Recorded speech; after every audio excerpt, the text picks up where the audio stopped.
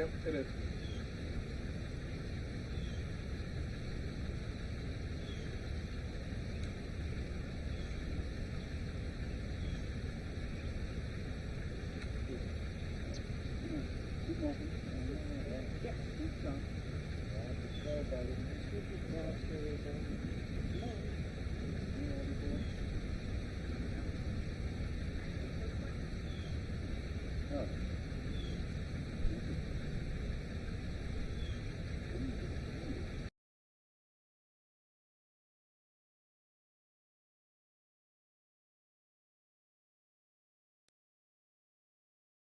Good morning. I'm Chief Daniel Slaughter of the Clearwater Police Department. I'm here representing the Pinellas County Deadly Force Task Force and would like to cover an incident that we were investigating that started this morning. This morning at 3:38 hours, the Pinellas County Sheriff's Department was dispatched to 2175 Indigo Drive, reference to a call from a resident who advised her ex-boyfriend was at the front door armed with a handgun. This ex-boyfriend is Josue Arias, and I'm going to spell that Josue Arias. His birthday is 12/27 of 1988. He ultimately made entry into this residence. The two occupants of the residence, a female and a male, retreated inside two separate rooms. The female resident armed herself with a handgun to defend herself. Mr. Arias continued to disrupt the inside, threaten the residents, make statements that were very concerning, that he was there for no other good reason than to do violence. Clearly had committed an armed burglary at this point of the this point of the case. The Pinellas County Sheriff's Department arrived on scene. They immediately set up resources in a tactical manner and were attempting to make conversation and to enter into a dialogue with Mr. Arias in an attempt to defuse the situation.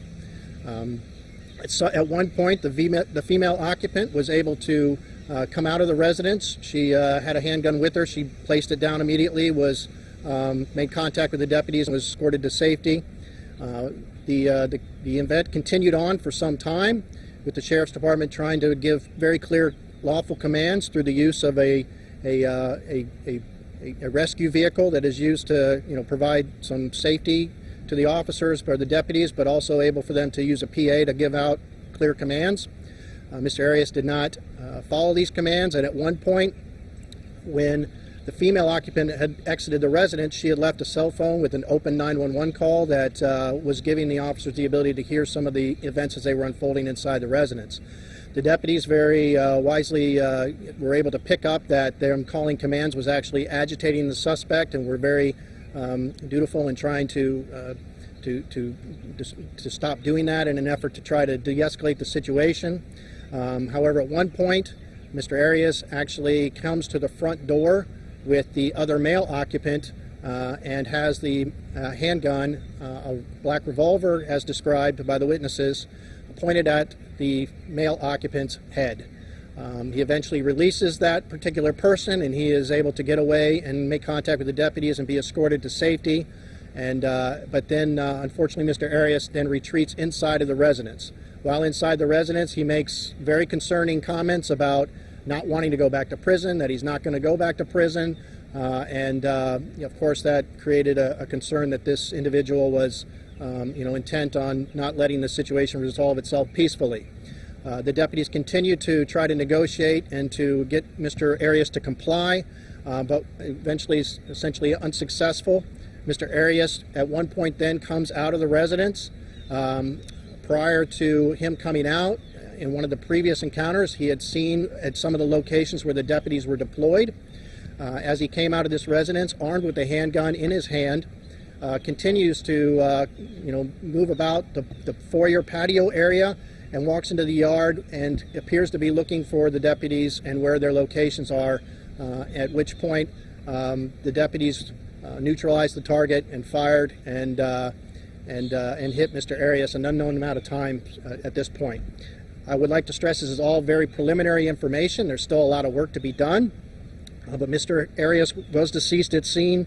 Was deceased at the scene, and the entire encounter from the moment the call came in and the first shot being fired was about 1 hour and 11 minutes. So there was an ample amount of time for Mr. Arias to surrender. Clearly, the deputies were fully, clearly identified, and unfortunately, this encounter occurred. We still have much to do in the investigation. As I said, this is all preliminary. The deputies that involved are being interviewed right now as we speak. The 2 residents that lived in the home are being spoken to as well. And we have several witness officers, deputies that we need to talk to as well. So it's very preliminary. We have a lot of body-worn camera footage that we still need to review and evaluate. Of course, the forensic process is just getting underway. The weather has hindered that a little bit, but there's a lot of work to be done with that as well.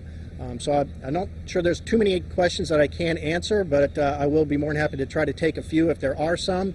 But as you're well aware, in Pinellas County, to provide the highest level of transparency and the highest level of accountability, we have a system in place through a memorandum of understanding.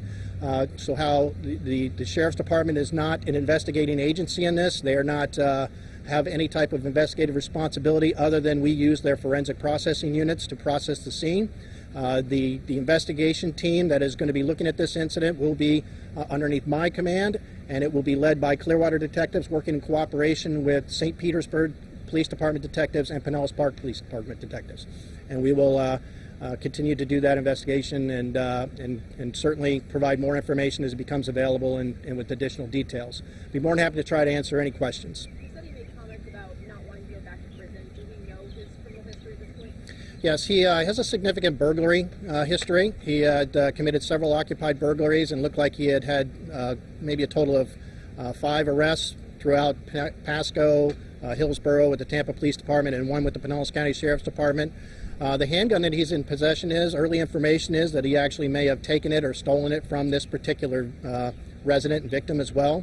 There is a domestic history, obviously an ex-boyfriend, and there was something that's still that was unfolding with the application for an injunction that we're still getting into those details. So definitely stuff we're still looking for, but that's the Reader's Digest at this point. Were those the only 2 people inside the house at the time? Yes, ma'am. Yes, ma'am. Only 2 occupants were in the residence at the time. And the way the sheriff set up and even evacuated the neighboring houses, there's nobody else ever in danger. Just to clarify, you said Arias came out of the home with his shotgun after the 2 people had been escorted to safety, and then deputies shot at him. Did he shoot first, or was he just armed at the time that the deputies shot him? And if I said shotgun, it's because I'm really tired, but I don't think I said shotgun. It was a handgun, a revolver. No, at this time it does not appear that he shot first at the deputies. Now, there was at some point during the interaction where we believe that Mr. Arias did fire his handgun 1 or 2 times. We're not sure at this point. However, the deputies fired in response to his reckless nature of coming out and looking for basically a firefight. Any other questions? All right. Thank you very much. Appreciate your attention and for weathering. One more question. The officers that were involved, are they currently on paid administrative leave? Is that protocol?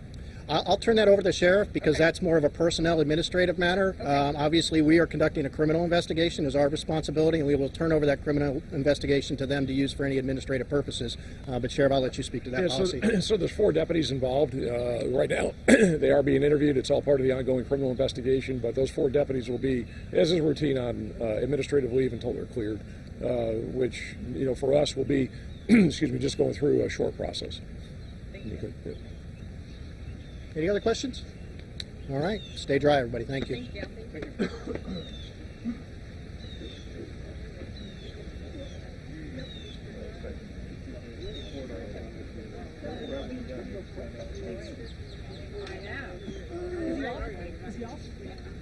Is he off?